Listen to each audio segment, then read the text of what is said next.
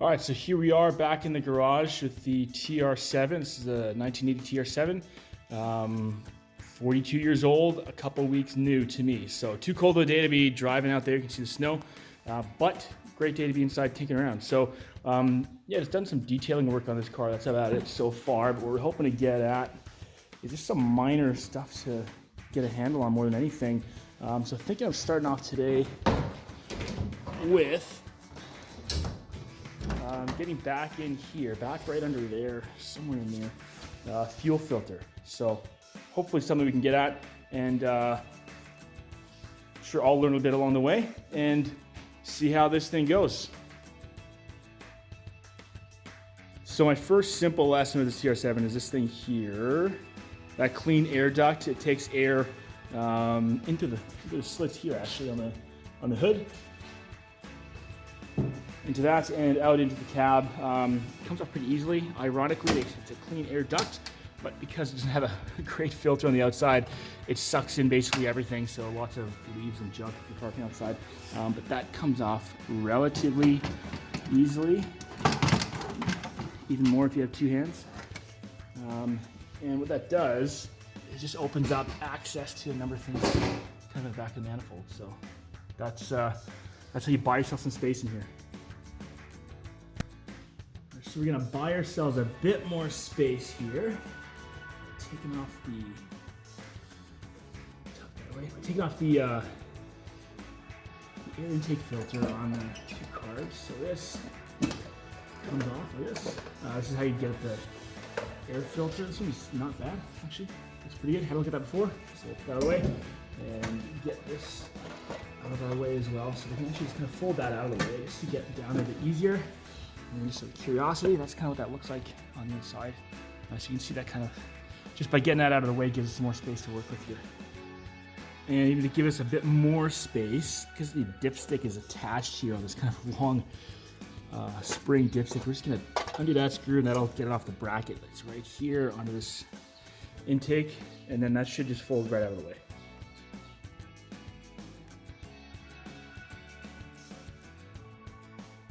So one of the fun things about this is we're fixing as we're figuring. So as we kind of pull things open and have a look, this can be a helpful diagram for us. So this is the fuel system in a really basic sense.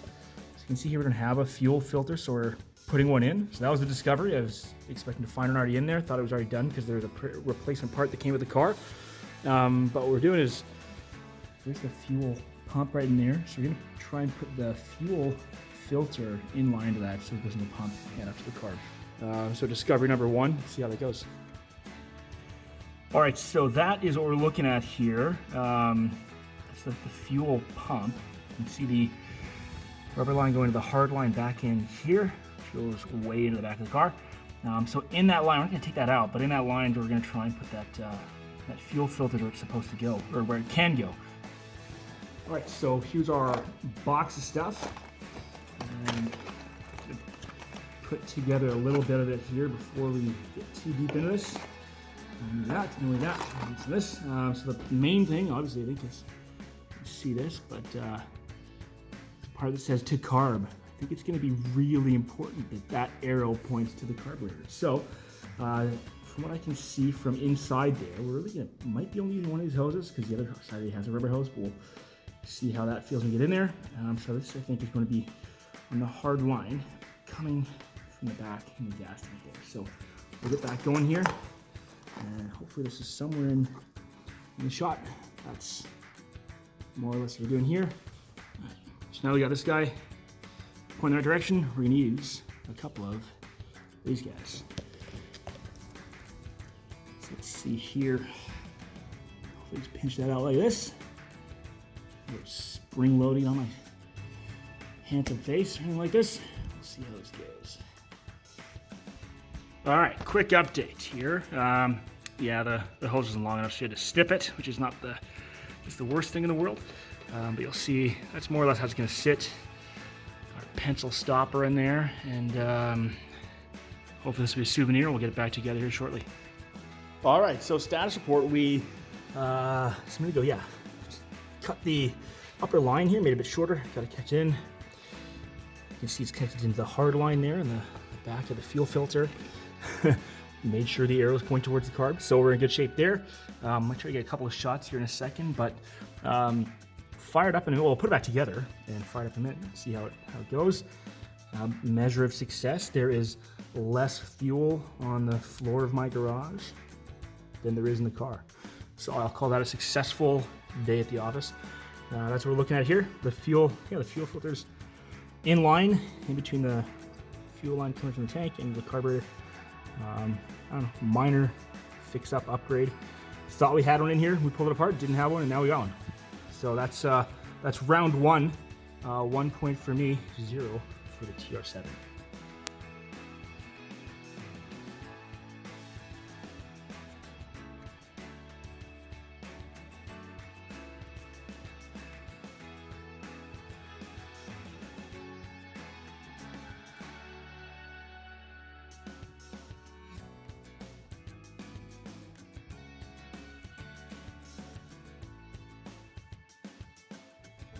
All right, so we've got everything back together with the bonus of a fuel filter in line now. Now it's the moment of truth. So we're gonna hop in, start it up, and hopefully everything's as normal or better, and we'll report back in a minute.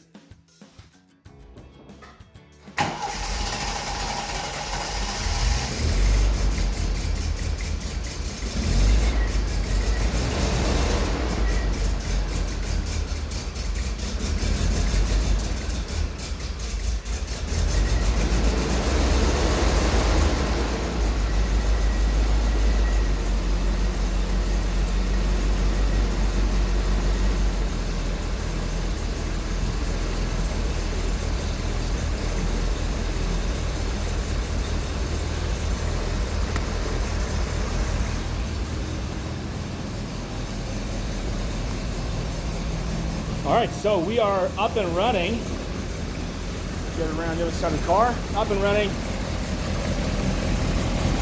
Wouldn't you know it, there's fuel going through the fuel filter.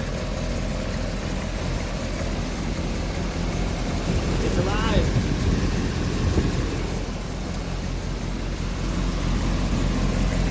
So we're back down there, now you can see it. Trying to get in there a little more.